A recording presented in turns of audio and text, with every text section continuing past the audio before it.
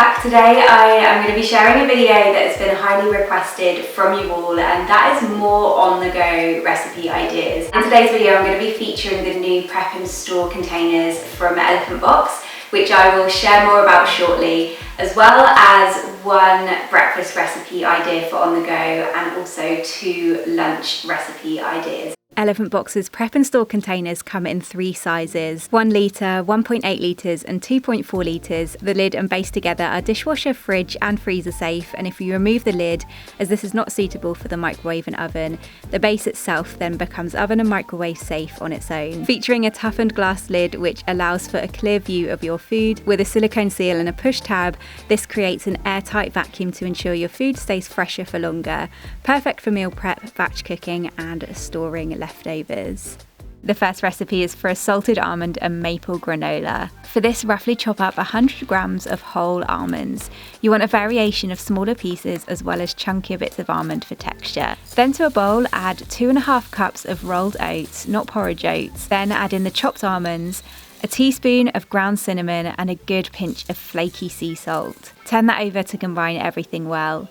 In a separate bowl, add 1/2 cup of maple syrup, then 1/3 cup of smooth almond butter and 1/4 cup of melted coconut oil, and just mix that together until nice and smooth. Pour the wet mixture into the dry and give it a good stir together to coat everything well. Add that to a large, shallow pan and toast it off. It takes around 20 minutes on a medium-high heat, turning constantly until it almost becomes more dry in texture. You can also place this on a baking tray and bake for around 30 to 40 minutes, turning occasionally. Once done, allow it to cool, and this can be stored in the 1 litre prep and store container. It's the perfect size for this batch of granola and is best placed in a cool, dry place and will last 5 days in here.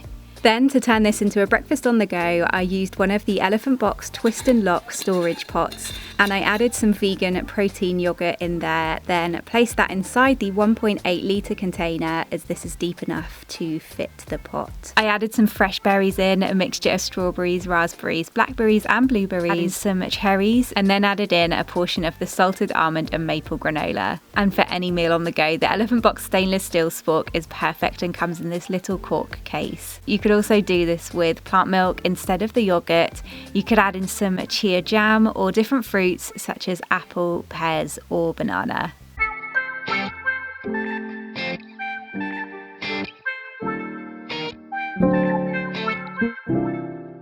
This granola is an absolute favourite. I've been sharing so many one-pan granola recipes over the years, and this really is so good. The chewiness of the oats with the warmth of the cinnamon, the sweetness of the maple syrup, the nuttiness from the almond butter together with the crunch from the chopped almonds is the perfect combination. Pair that with some creamy vegan protein yogurt and fresh berries and you have the most delicious breakfast, which is great for prepping and then eating on the go. It's so good.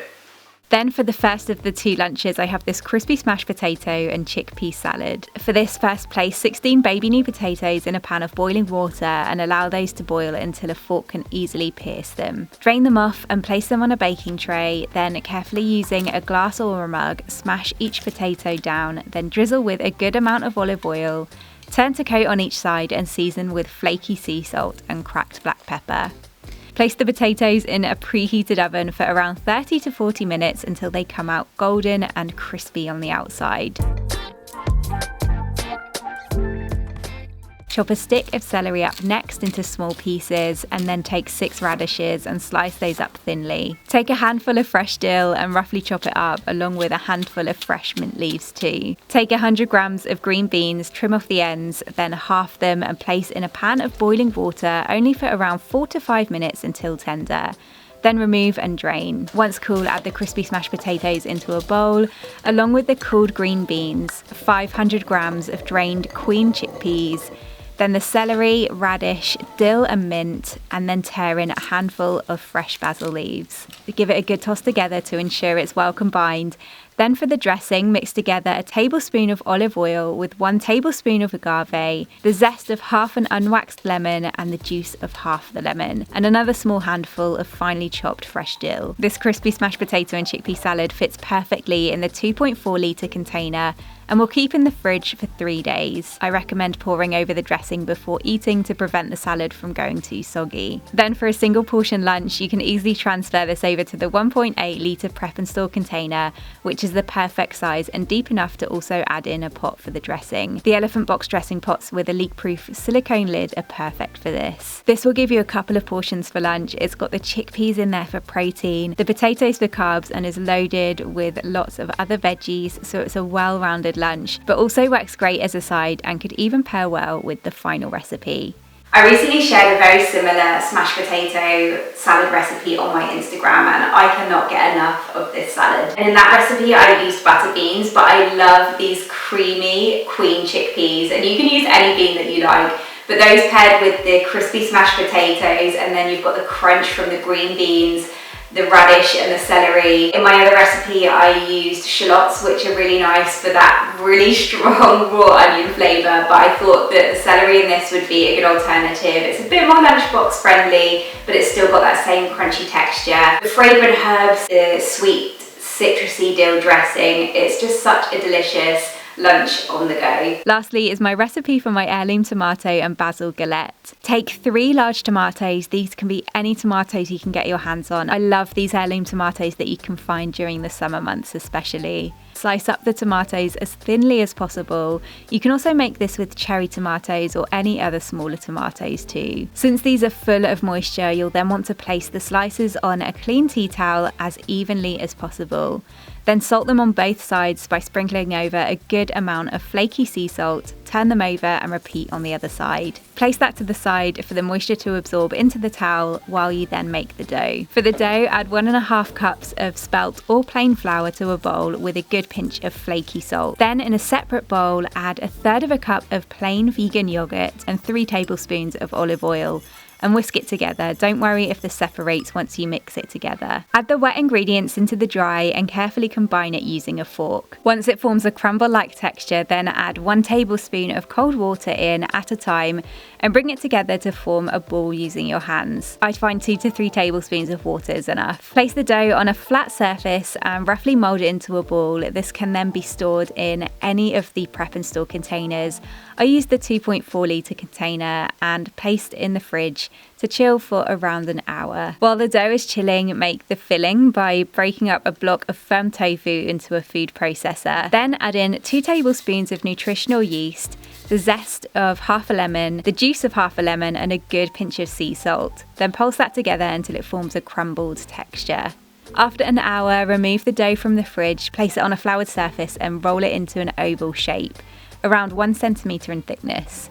Next, gently transfer that onto a lined baking tray. Then take the tofu filling and add it into the centre, and using a knife, carefully press it down and spread it out, leaving enough of a border of pastry around the edge. Lay the tomato slices over the top of the tofu and then gently pull the edges up and fold them over the tomatoes all the way around. Brush the tomatoes with a little bit of olive oil and then brush the pastry edges with some plant milk so that they turn lovely and golden. The end result should look a little something like this. Place that in a preheated oven at 180 degrees Celsius for 30 minutes to bake. Then once done, remove it and allow it to cool down. The pastry should be lovely and crisp, golden in colour, and the tomatoes turn slightly jammy once baked. You can then cut this into 6 to 8 rustic slices and add some fresh basil over the top. All 6 slices of this fit perfectly into the 2.4 litre prep and store container.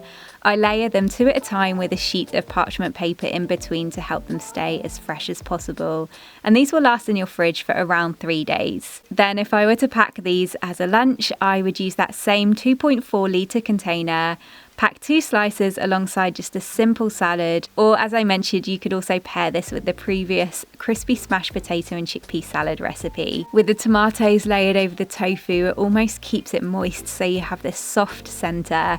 Then the flaky pastry, and with the tofu, spelt flour and vegan yogurt, it's packed with protein, and the jammy sweet tomatoes are just so tasty. Galettes always remind me of the summer months, and I make this every single year. I have a recipe over on my blog which uses pesto, and you can switch it up in so many different ways. It's somewhere between a pizza and a quiche. That flaky pastry and then the filling, the tofu filling, is very similar to the filling in a quiche. And the heirloom tomatoes, once they're roasted, they're so sweet and flavourful, and with the fresh basil on top as well.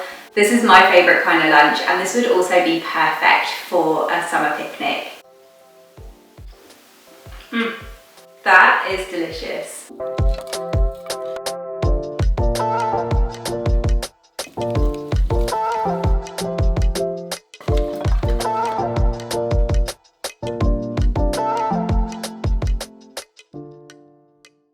And that's it for some more of my recipe ideas for meals on the go. I really hope you enjoyed this video, and don't forget to check out the description box below for more information on Elephant Box and their amazing range of sustainable containers and more. Thank you so much for watching, and I will see you again in my next video.